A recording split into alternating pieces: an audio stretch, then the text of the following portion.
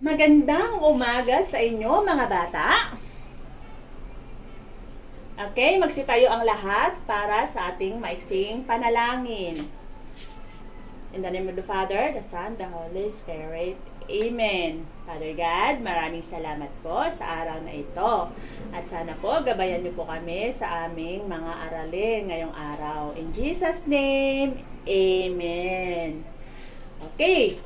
Magandang umaga sa inyong lahat mga bata. Ngayon,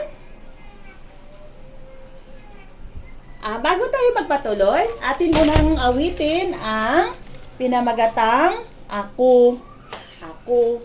Ako'y isang komunidad. Okay? Handa, awit.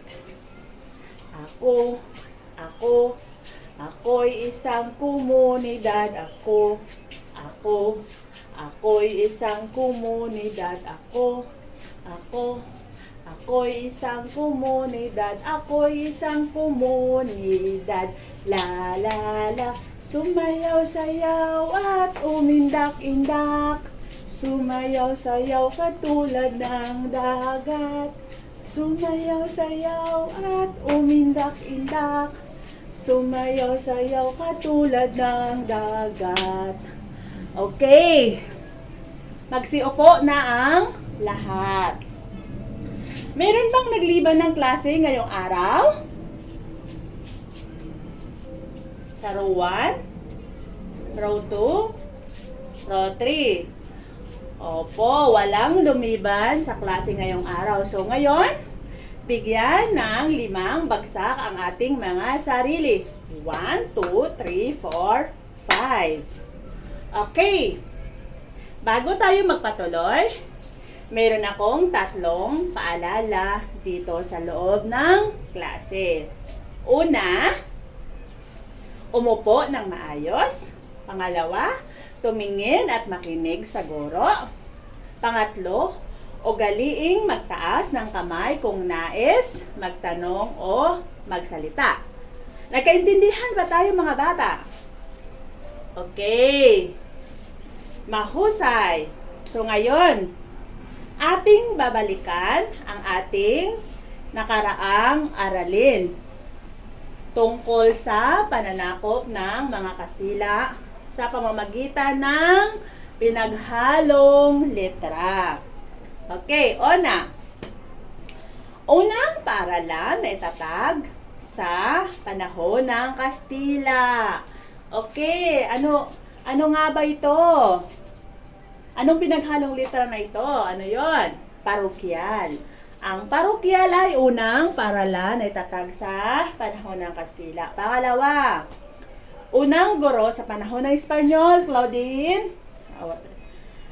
Misyonero. Misyonero ang unang guro sa panahon ng Espanyol. Pangatlo, ikalawang antas ng pag-aaral, sekundarya. Napakahusay. Pang-apat, itinuro ng mga Espanyol sa atin. Dasal. Okay. So, number 5. Asignatura sa pagbilang at pagkwenta, matematika.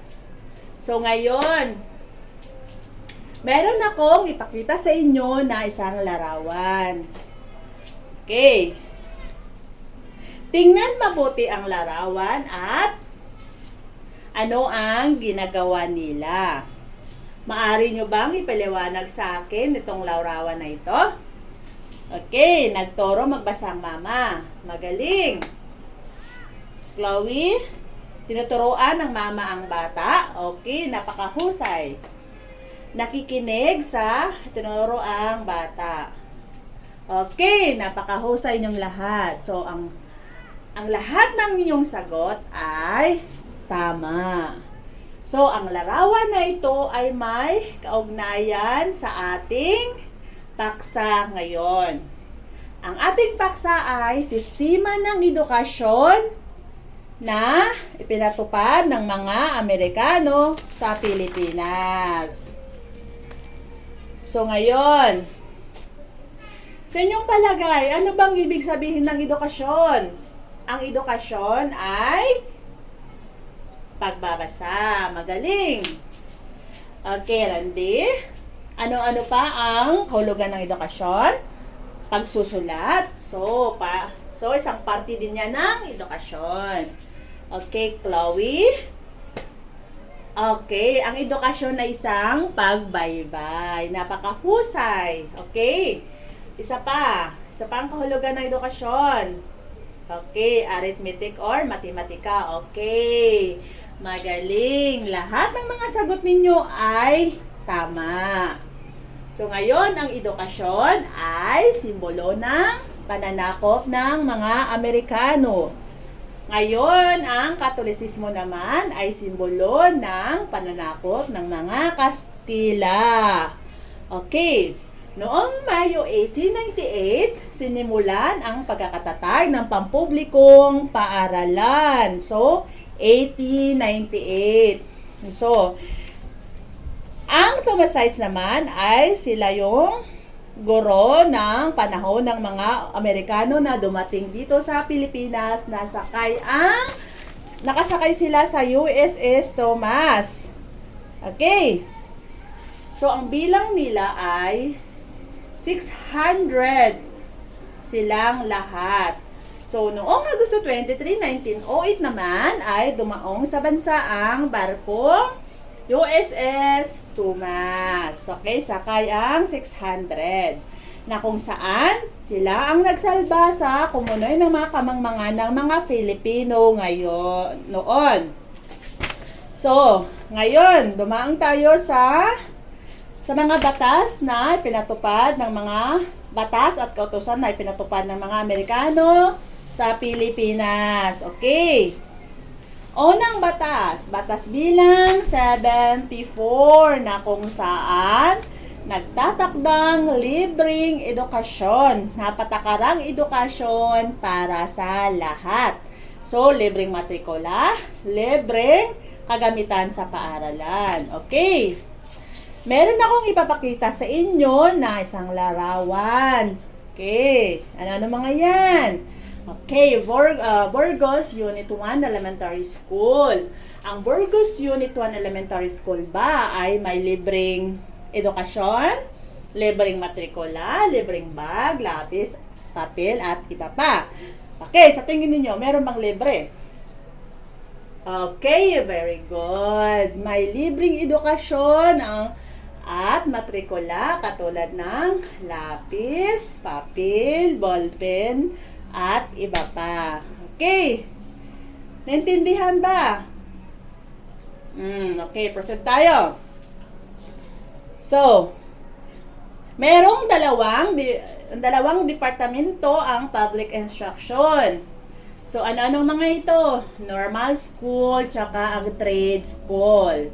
Ang halimbawa ng normal school ay Philippine Normal University. So, ang trade school naman ay ang Philippine School of Arts and Trade. Okay. Naintindihan ba mga bata? Okay, ngayon. So, noong unang panahon pala ay sa pilitang pag-aralin ang mga kabataan edad 7 years old or 7 taon. Ay kung hindi sila mag-aaral ay maaring makulong ang mga magulang. So, ano kaya ang magandang epekto nito sa mga kabataan? Okay, Claudine? Okay, matutong magbasa. Apakahusay. Okay, Chloe, matutong magsulat. Tama. Magandang epekto sa mga kabataan ang pagkatutong pagsulat, pagbasa, at pagbaybay. Okay. Ngayon, meron naman tayong tinatawag na Pensionados Act of 1903 o Act number 854. So, ngayon, sila yung haligi ng karunungan. Sila ay tinaguri ang haligi ng karunungan.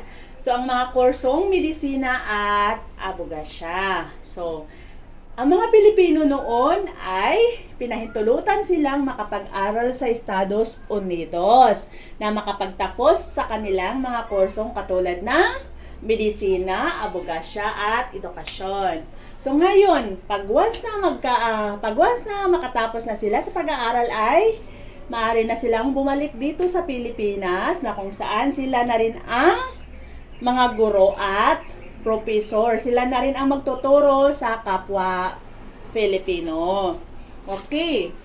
Noong 1907 naman, ipinalabas ng mga asembleya ng Pilipinas ang Batas Gabaldon na kung saan isinulat ni Isauro Gabaldon na mula sa Nueva Ecija na siyang tinaguriang Father of Philippine Education. Okay, nakapagpatayo siya ng 2 public school sa bawat probinsya. Okay, 1908 naman ay naitatag ang pamantasan ng Pilipinas tulad ng University of the Philippines. Ano-ano mga ito? Far Eastern University at saka University of Manila. So, nung mga panahong ng mga Amerikano, bawat school ay mayroong kanya-kanyang pondo. Magkano itong pondo na ito? Ay 2,280,000 sa bawat paaralan. Okay. Ngayon, meron naman na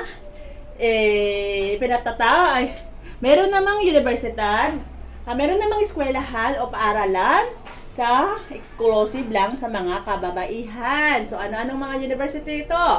La Señorita o Central Scholar University, tsaka Philippine Women's University. Okay, 2 school para lang sa mga kababaihan. Exclusive lang sa mga kababaihan, hindi pwedeng lalaki, hindi pwedeng bakla. Basta kababaihan lang siya. So, noong mga panahon ng Amerikano, ang itinuturo sa bawat school or bawat paaralan ay wikang English. Hindi sila pwedeng magturo ng Tagalog, hindi sila pwedeng magturo ng Bisaya, Ilocano, Kapampangan at iba pa, kundi English lang. So, naintindihan ba mga bata? So, ngayon, hatiin ko kayo sa 2 pangkat. Pangkat pangalawa, pangkat una, pangkat pangalawa. O ngayon, tumayo ang lahat kasi meron tayong gagawin, meron tayong activity. So, meron tayong activity. So, fall in line. Okay, ngayon, yung pinakauna, yung nasa unahan, ay siyang bubunot ng kapirasong papel. Unang pangkat at pangalawang pangkat. Bubunot ng kapirasong papel at basahin ito at ang tamang sagot o mensahe ay ipapasa sa kasunod niya hanggang makarating doon sa hulihan. Ang hulihan naman ay siyang magsusulat ng tamang sagot dito sa drill board. Okay, nakaintindihan ba tayo mga bata? Okay. Bibigyan ko kayo ng 2 minuto upang maipasa ang tamang sagot. Okay. Start now. Okay, unang pangkat. Pangalawang pangkat. Okay. Ang unang pangkat ay ang tamang sagot. 2 sides. Okay. Okay, ang nanalo ay ang unang pangkat. Okay. Bigyan ng 5 bagsak ang mga sarili. 1, 2, 3, 4, 5. Okay. Magsiupo na ang lahat. Okay, ngayon. Meron tayong sasagutan. Kung naintindihan ba ang ating mga talakayin. Okay. Kilalanin kung ang pahayagan ay batas bilang 74 o batas Gabaldon. Una, nagtatag sa kaarawan ng pampublikong edukasyon or Department of Public Instruction. Anong batas ito, Claudine? Batas bilang 74. So, pangalawa, sa pilitan ng pag-aaral o maaaring ipakulong ang mga magulang kapag hindi pinag-aral ang mga bata. Anong batas ito? Batas Gabaldon or batas bilang 74? Randy, batas bilang 74. Napakahusay. Okay. Number 3, libre ang matrikula, bag, lapis at papel. Anong batas ito? Batas bilang 74 o batas bilang Gabaldon? Okay, Chloe, batas